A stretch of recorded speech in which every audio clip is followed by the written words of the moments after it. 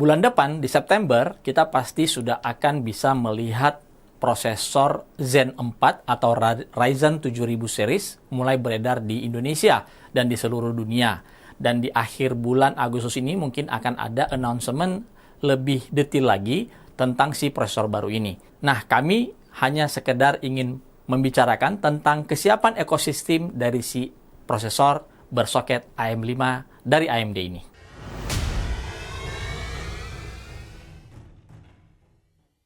Dari berita-berita yang sudah ada, ternyata ada beberapa line up dari Ryzen 7000 yang akan hadir di bulan September nanti.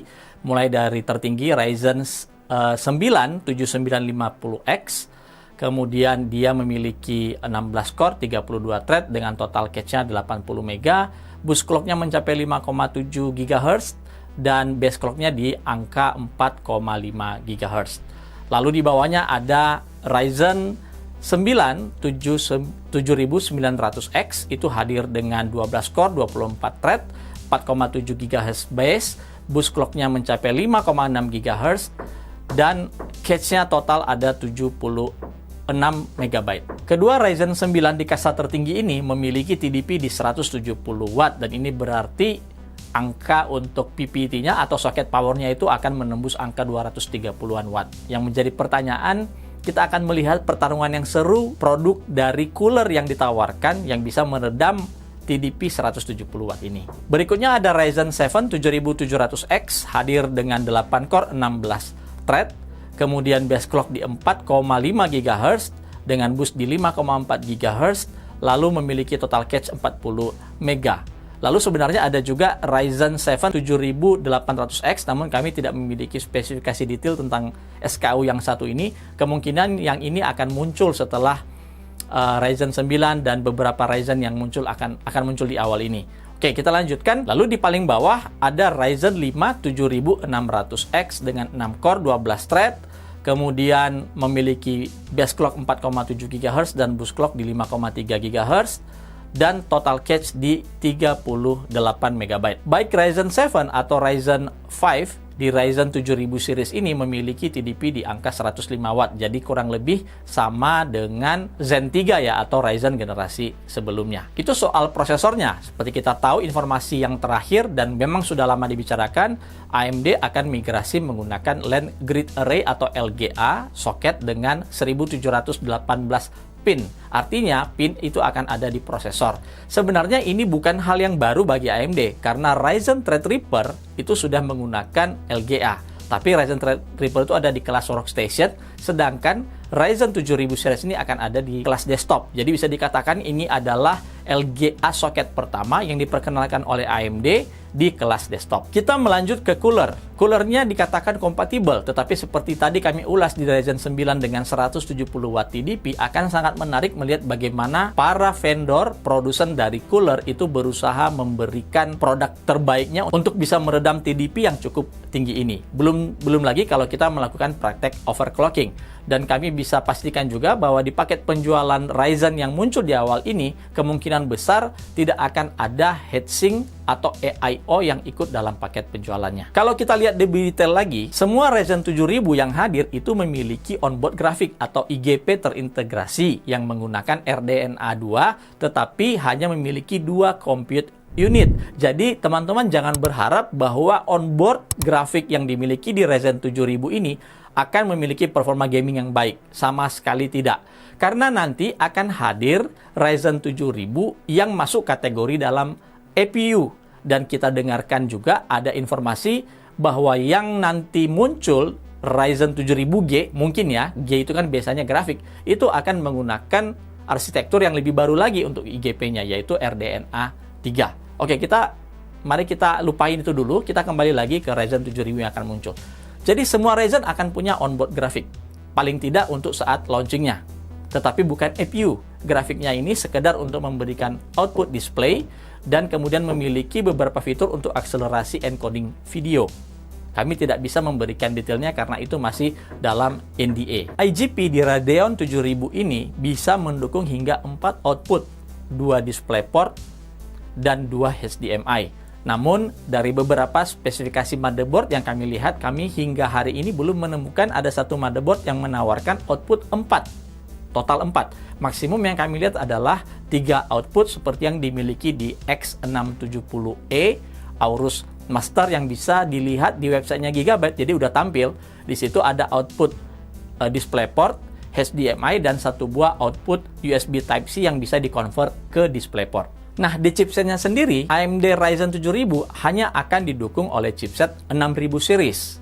Yang pertama sekali muncul akan ada dua chipset, yaitu X670i atau E dan X670. Sebenarnya X670E ini adalah dua buah chipset X670 yang dipasangkan dalam satu motherboard. Dan kami udah buktikan ini, kami tampilkan gambarnya, dan benar itu ada dua buah chipset X670 yang kemudian disebut sebagai X670E.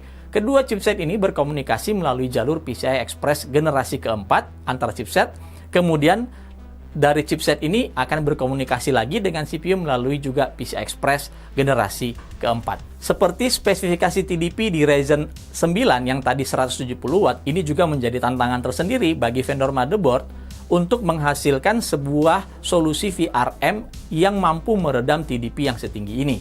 Jadi jangan heran jika nanti kebanyakan motherboard di versi high-end itu akan memiliki VRM dengan per fasanya itu di atas 100 ampere ya, dia fasanya. Dan tentunya fasanya di atas 10 fasa di motherboard yang mid to high ya. Atau bahkan kami prediksi untuk motherboard mainstream itu at least memiliki 10 fasa atau 8 fasa, paling tidak untuk X670. Dan di B650 itu nanti baru muncul setelahnya. Yang kami dengar informasi terakhir dalam tahun ini, tetapi mungkin di bulan November atau Desember. Nah, kita lihat kesiapan memori. AM5 itu hanya mendukung DDR5. Jadi teman-teman lupakan lagi pertanyaan apakah ada DDR4 untuk Ryzen 7000. Jawabannya tidak ada Ryzen 4 untuk Ryzen 7000. Semuanya platformnya menggunakan DDR5. Betul, DDR5 masih cukup tinggi. Namun yang menarik, kita bisa melihat sebulan terakhir kami melihat di market harga DDR5 itu mulai perlahan-lahan turun. Kita bisa menemukan sebuah DDR5 6000 itu sekarang di angka 4 jutaan. Yang sebelumnya itu menembus angka 6, 7, bahkan ada sampai 9 jutaan di awalnya. Ya. Nah, kalau kita lihat memori controller dari si Ryzen 7000 ini memang belum ada kejelasan. Sebenarnya kami sudah mendapatkan sebuah motherboard X670E, namun kami tidak bisa tampilkan karena NDA. Dan kami juga sudah melihat di manual booknya, ternyata di situ masih tercantum DDR5 5200. Ini mungkin karena saat itu masih dalam tahap awal, sehingga yang di rating baru DDR5 5200. Tetapi kami melihat di sebuah sosial media, itu ada tampilan sebuah memori baru dari Hynix yang memiliki standarisasi JEDEC DDR5 5600. Ini bukan XMP ya, ini adalah DDR5 5600 standarisasi JEDEC. Artinya kalau dia langsung dipasang, dia akan langsung jalan 5600 tanpa harus meload apapun di BIOS. Ini berarti ada chance bahwa Ryzen 7000 ini memiliki standarisasi kecepatan memori DDR5 di 5600. Atau bisa jadi ini juga menjadi standarisasi kecepatan DDR5 untuk next generation dari kubu si biru. Beranjak ke konektivitas, semua mengatakan nanti Ryzen 7000 itu akan bisa PCI Express generasi kelima. Ada syarat dan ketentuannya. Berbeda seperti si kubu biru atau Intel Core generasi ke-12, PCI Express generasi kelima itu baru diratifikasi untuk kecepatan PCI Express slot by 16-nya untuk grafis. Tidak ada penjelasan tentang M.2 NVMe-nya akan mendukung Gen 5 atau tidak. Spesifikasi yang terlihat di website itu masih menggunakan M.2 NVMe generasi keempat. Namun, di Ryzen 7000 dengan dua pilihan chipset tadi, X670E dan X670, akan ada dua kemungkinan yang terjadi. X670E akan mendukung fully, ya, baik itu PCI Express by 16, PCI Express slot yang ada di motherboard, dan juga M.2 NVMe itu mendukung generasi kelima. Sedangkan X670 biasa tanpa E itu harus memilih apakah PCI Express generasi kelimanya itu akan hanya untuk PCI Express slotnya yang by 16 atau hanya untuk M.2 NVMe. Jadi harus memilih di sini. Nanti ini tergantung vendor motherboard bagaimana mereka membagi PCI Express LAN dari CPU yang PCI Express generasi kelima itu. Tapi saya yakin motherboard nanti meskipun hanya menggunakan chipset X670, dia akan bisa PCI Express generasi kelima dan juga NVMe generasi kelima, tetapi mungkin ada PCIe LAN yang harus dikorbankan kecepatannya. Mungkin PCI Express LAN-nya menjadi by 8, bukan lagi by 16. Di M.2-nya sendiri, ini ekosistem kita ngomong, ada informasi mengatakan bahwa M.2 SSD generasi kelima akan memiliki form factor baru yang disebut dengan 25110. 25 mm lebarnya dan panjangnya 110 mm. Ini berbeda seperti umumnya M.2 NVMe yang ada sekarang, yaitu 2280, 22 mm lebar dengan panjang 80 mm. Ya. Namun kami juga menemukan mulai muncul SSD NVMe PCI Express generasi kelima yang masih menggunakan format 2280, contohnya Aorus yang baru memberikan informasi tentang SSD generasi kelima mereka terbaru yang menembus kecepatan sequential rate di angka yang fantastis, yaitu 12.000 MB per detik. Ini dimungkinkan karena ada controller baru dari Phison dan juga NAND flash yang memiliki layer yang sangat masif yang bisa mendukung kecepatan tersebut. Dan menariknya lagi, dari sekilas informasi yang beredar, ini NVMe ini tidak memiliki heatsink yang luar biasa besar. Ya, dia hanya memiliki sebuah pendingin tipis di atasnya dan bisa mendapatkan kecepatan hingga 12.000 MB per detik. Ini artinya kemungkinan besar baik itu controller maupun NAND flash-nya akan memiliki toleransi temperatur yang jauh lebih baik dibandingkan generasi sebelumnya. Beranjak ke peripheral lain seperti Wi-Fi dan LAN, ya kita sudah tahu LAN sekarang 2,5 GB itu sudah menjadi mainstream, 1 GB itu udah masuk di kelas entry level, dan Wi-Fi sekarang mulai bergerak dari Wi-Fi 6 ke Wi-Fi 6E. Ya. Yang menariknya, Intel juga akan berperan penting dalam motherboard yang dibesut berbasis chipset X670 ini. Kenapa? Karena ada dua komponen yang sangat penting di motherboard yang masih mengharapkan atau menggunakan chipset buatan dari Intel. Ada dua, yaitu apa? Satu chip untuk LAN-nya, untuk LAN yang masih menggunakan kabel 2,5 GB LAN, itu pastinya di high-end pasti menggunakan chip Intel. Ini kita bisa lihat dari spesifikasi beberapa motherboard Aorus yang sudah ada di website.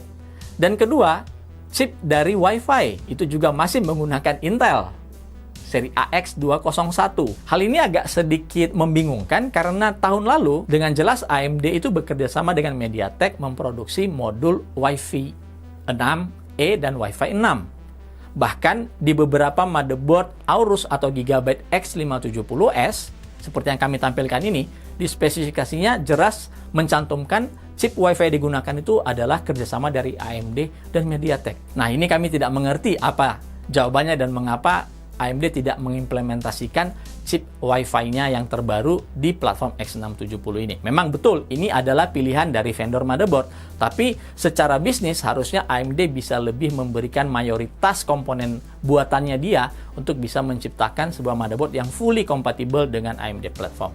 Kita lihat seperti apa yang terjadi di market, seperti apa implementasinya si AMD, terutama dengan kecepatan memori DDR5 yang mereka klaim nanti akan menggunakan profil tersendiri yang disebut dengan Expo, ya, Extended Memory Profile, ya, yang itu nanti jadi XMP ala si AMD ya untuk Ryzen 7000. Kita akan lihat apakah bisa menembus angka yang jauh lebih tinggi daripada Intel. Compatibility dengan DDR5 modul itu juga sangat penting mengingat begitu banyak vendor memori saat ini yang memproduksi DDR5 dengan kecepatan dan latensi yang beragam.